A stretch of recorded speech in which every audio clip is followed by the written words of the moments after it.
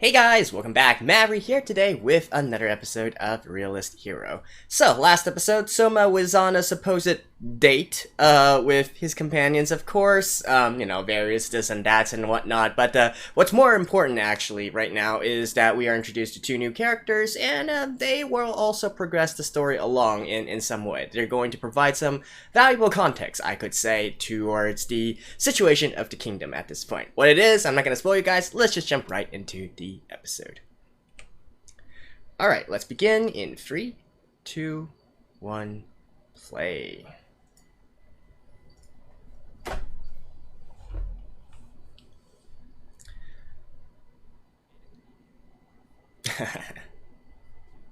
See, and just the fact that they're starting off with this sort of introduction here should tell you, like, what exact kind of context we're gonna have.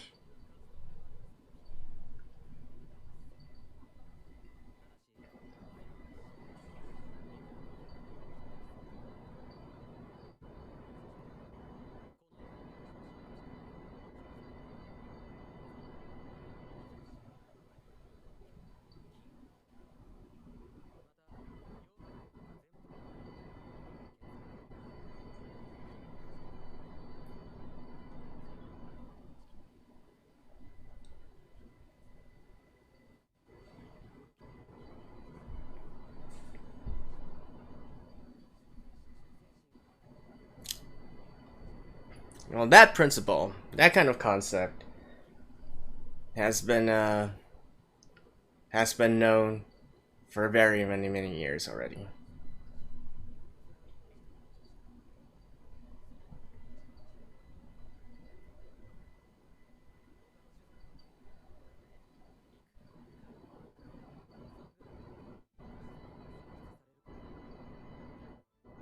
Division of power, right?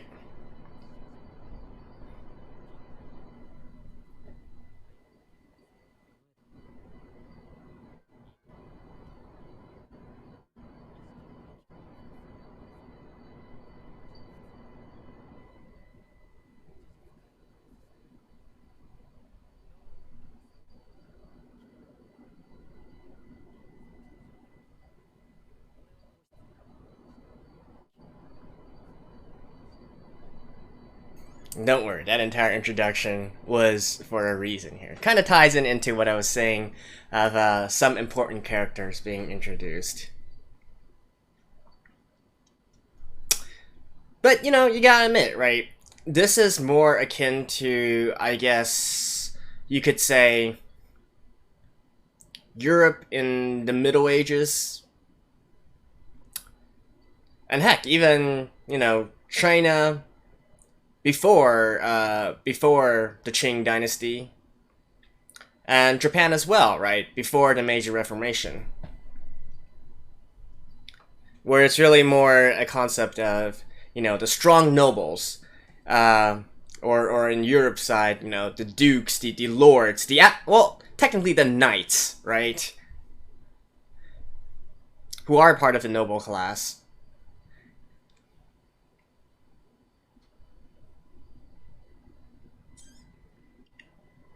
So they would swear fealty to their liege, but normally, they operate under their own system, and they have their own armies and whatnot, doing their own stuff.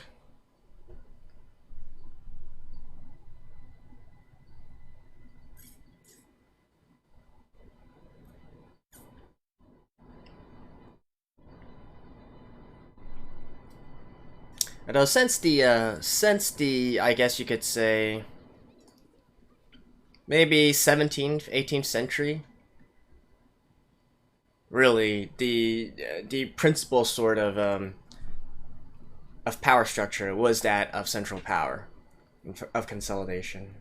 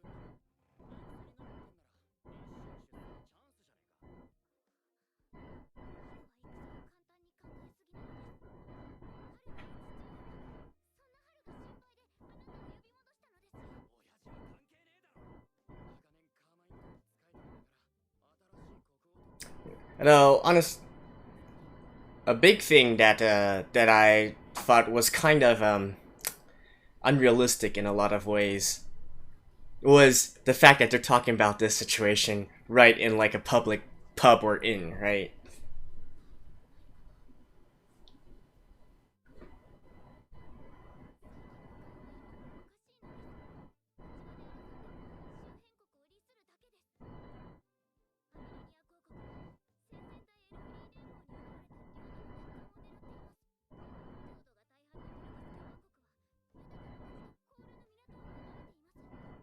Well, thank you for explaining things, Kaede.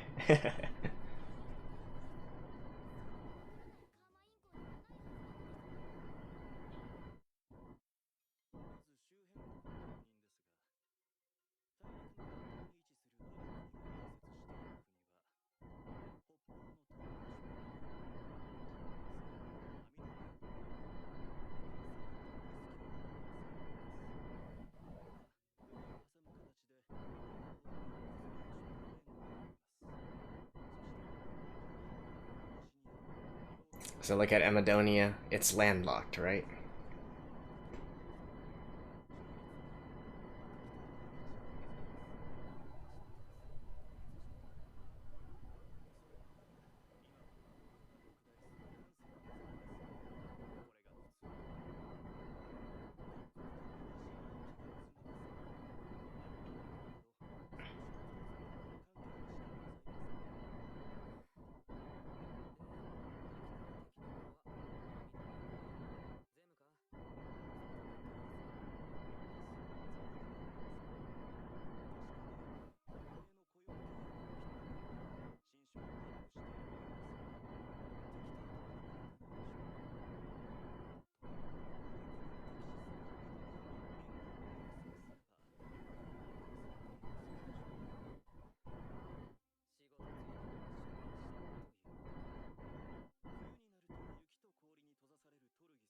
You do have to wonder though, like, is Zoom maybe kind of sort of a reference to Switzerland as well? It's an intriguing thought. Or maybe the early Germanic, I guess you can really call them Germanic, Prussian mercenaries.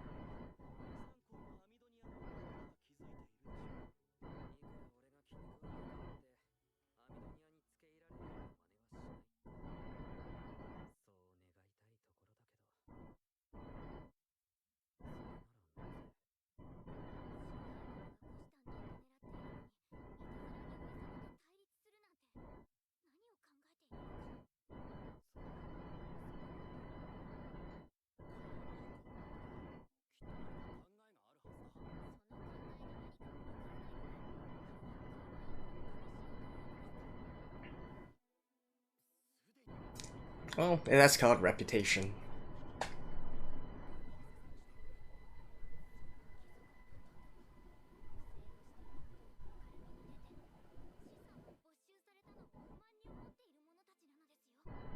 And honest, like, this is a huge arc here, but I was really impressed at the end of this arc. Because, you know, just hearing this kind of thing, right? It's already going a little bit deeper than most isekais or whatnot would go over in terms of, you know, political turmoil and internal strife and that kind of thought. But there's more to it.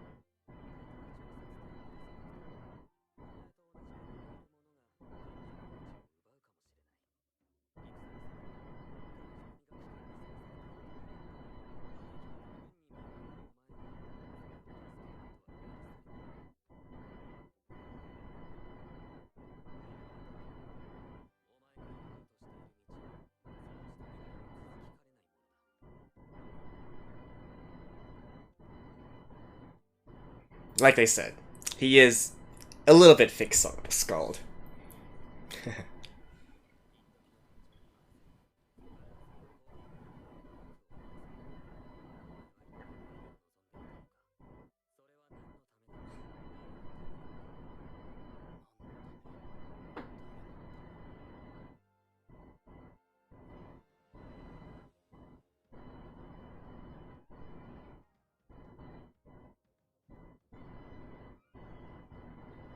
Cute.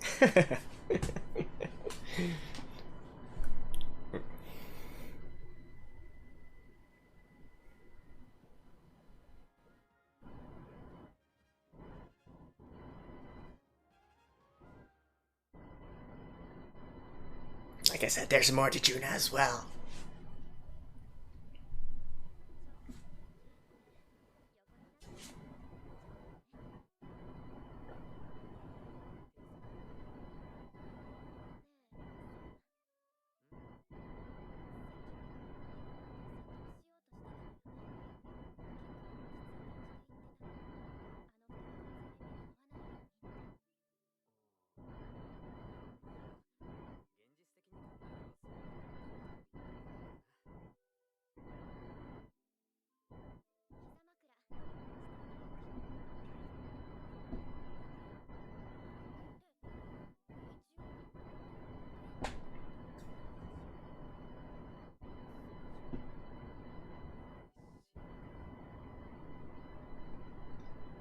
Cute.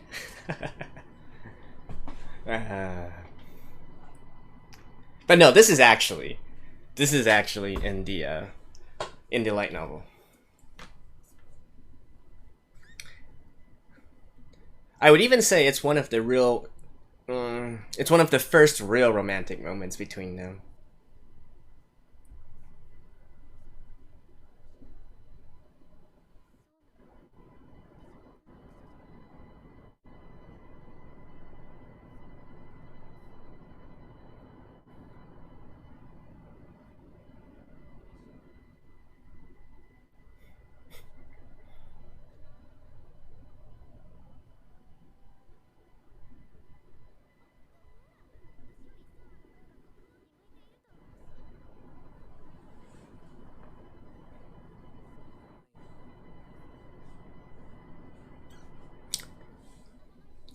But, of course, I would prefer it if it were you.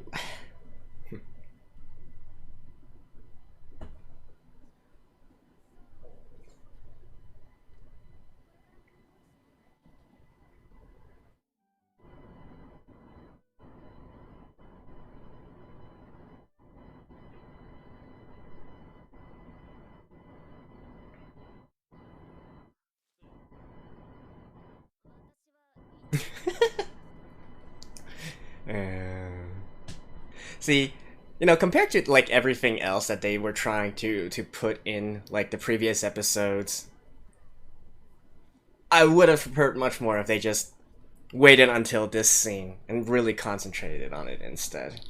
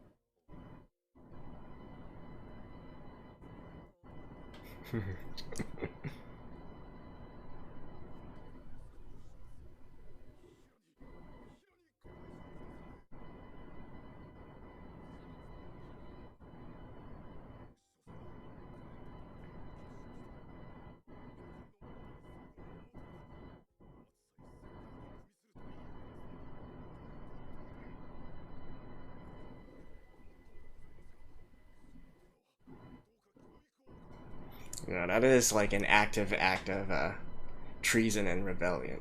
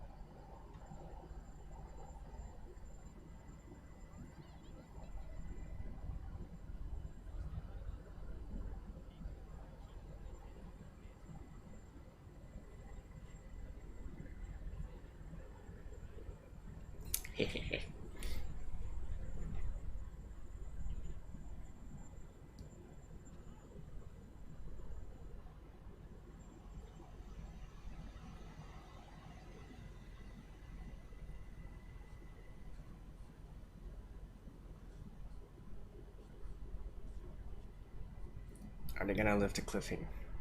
They're gonna leave the cliffhanger here, aren't they? Yep.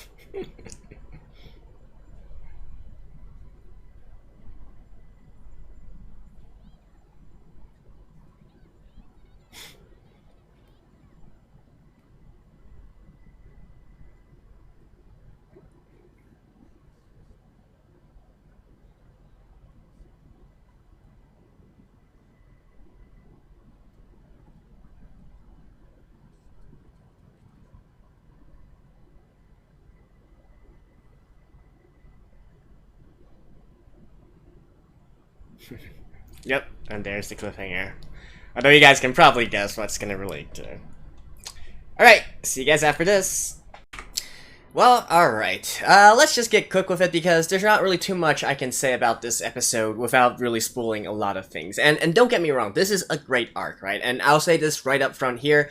This is actually the arc which convinced me that this story was maybe a little bit something more, and then it had its charming points in terms of how the story plays out and whatnot. Because, you know, all the way up to at this point, even what we've learned in this episode so far, it's still quite basic and cliche, right? Now, obviously, if you're comparing this to some isekai or adventure works which do not focus as much on, you know, nation-state level politics and whatnot, maybe this is already a little bit of a difference from those kinds of isekai works and so on and so forth. But in a lot of isekai works that do deal with stuff on the nation-state level, this is really just the norm, right? And it's not even particularly going very, very deep into a lot of different concepts, which, especially when I read the title of how this hero is a realist and whatnot, I was expecting him to make many, many pragmatic decisions, and also, you know, the real fun part about being a realist here, or maybe the unfun part about it, is when you have to make really, really tough decisions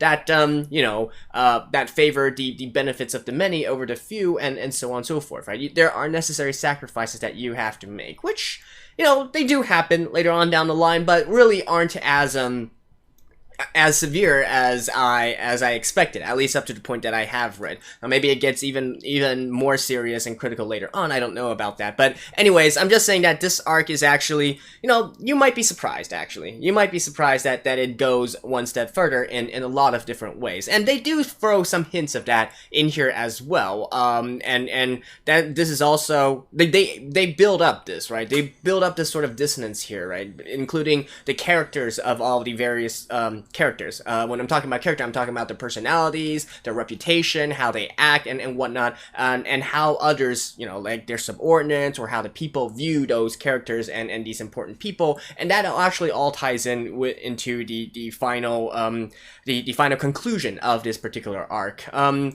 in fact, I do believe that probably this arc will continue on all the way. I guess, you know, I call it an arc, but it's really a collection of many different mini arcs as well, but it's probably, you know, by the time this entire thing is resolved, I think we will be at the end of this season, and that's where we shall end here. So if that proves to be true, then potentially the end of this season will stop at around probably volume 2, I'm guessing, or volume 1.5. But anyways, if you do like this kind of you know, political intrigue and whatnot, and so on and so forth, this is when it really starts, and so stay tuned for that. And obviously, I can't spill much in regards to that as well, but you know, you'll see. I'll try to put in more information that they maybe have. That I find the anime has a habit of skipping out on the specifics and details, and so on and so forth.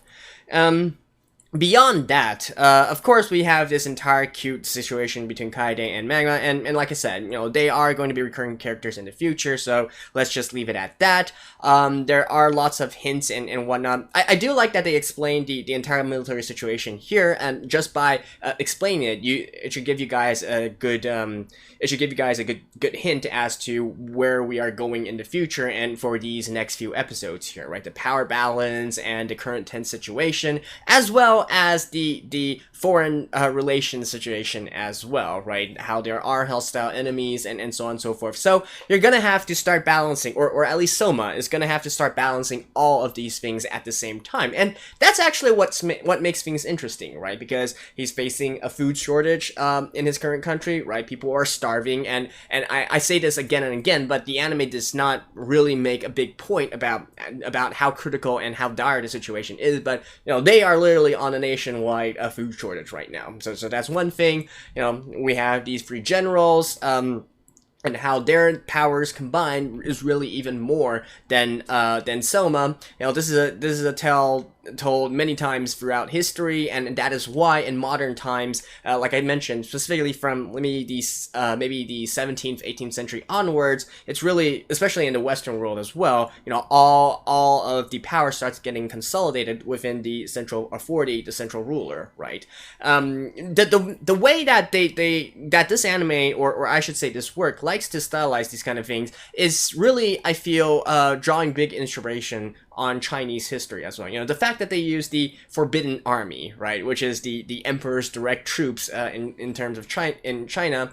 I'm not quite sure if the shoguns or the emperor, you know, Japanese emperor's personal troops are also called the Forbidden Army. I'm actually not quite sure about that, right? But when I hear Forbidden Army, the first thing I make a connection to is, of course, in the ancient Chinese emperors and their personal armies, which are the Forbidden Army, which really resides only in the capital and whatnot. But anyways, that's kind of the point I'm trying to make here, is that they're really doing, the author is really drawing a lot of inspiration from ancient Chinese history in regards to this as well, even to the fact that, hey, you know, all of these generals they're out there and doing their own thing, and they have the power of the nation, right? Like, even in modern times, when you see some of the more, I wouldn't say backward countries, but those countries that are still working under dictatorships and whatnot, you would always find that, hey, those that control the military really controls the power, controls the throne, controls the leadership position of the country, right? And that is why also in a lot of these dictatorships,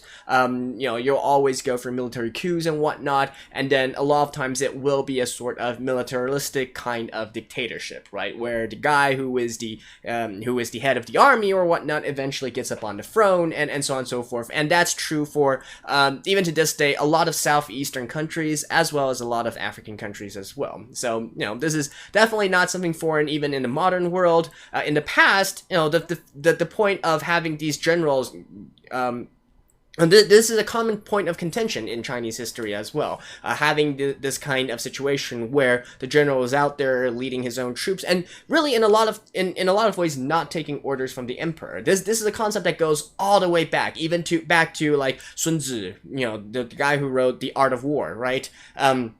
He has a famous saying, which I'm not going to repeat here, but, you know, a sort of rough translation here is that when a general was out there on the battlefield or is out there fighting, he has the authority to not listen to the emperor's orders, right? And that's kind of like you know, I could probably make the wording a little bit more eloquent and whatnot, but basically what it means is that, hey, the general is the one who knows how to fight. He's the one who's going to have to take care of the situation on the battlefield. You know, you emperor, you just stay back and chill. You know, I'm not going to listen to you. I will make the best decisions here, right?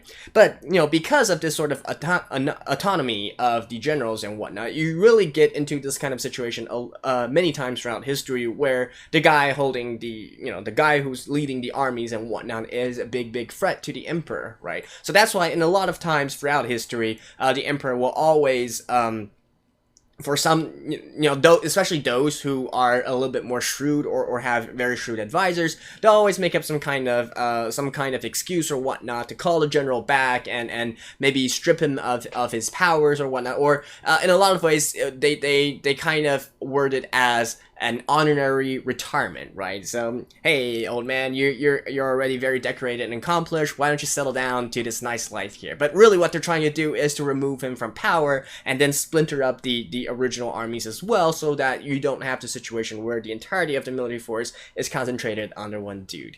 So yeah. Anyways, that kind of got off into a tangent there, but you know, we have that situation that we have to balance. You know, the Free Kingdom situation. They already mentioned about how there are hostile powers, they're looking to invade, and, you know, Souma at this point, he's gonna have to balance all these things and find a way to make it happen, while also having some time of romance with Yuusha and the other girls, right?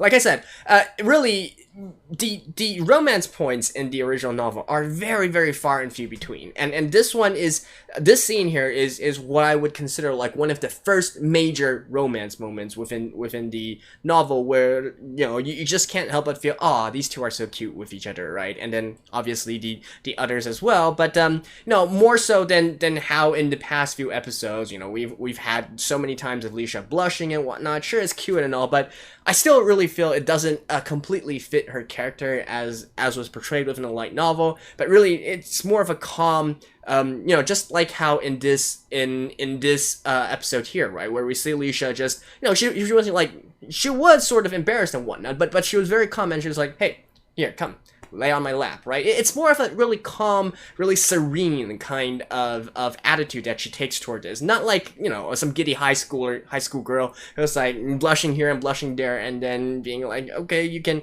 and being all tsundere like, you know, you can, I'll let you lay on my lap if you want, take it or leave it, you know, that kind of attitude. No, it's not like that at all. And that's why I actually really like the sort of Yuusha and Souma relationship here, but in the novel as well. But hopefully, you know, we can concentrate a lot more on these really genuine and authentic moments instead of, you know, whatever it is. But anyways, I don't want to continue complaining about that. I've complained about that long enough. Anyways, thank you guys, and I will see you guys next time.